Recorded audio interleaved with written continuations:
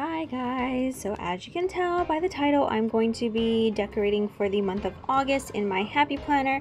Again, this is the undated version. I'm going to keep it very simple, and because I normally keep my month views very simple when I go to decorate, I pulled just a couple of these stickers because I am going to base this month's spread off of these two little bee stickers. Now these are normally for the Erin Condren, or you could fit them into a Happy Planner also, but for the weekly kit. But I'm going to try and make these work for the Happy Planner month view spread.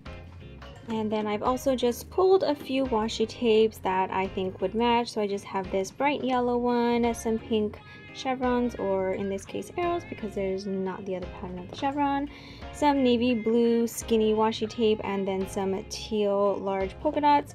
And let's see what I can come up with using a kit that's supposed to be for the weekly view and using it for my monthly view.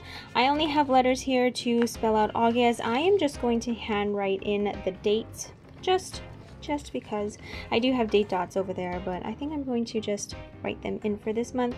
So thanks again for watching. Hope you guys like this.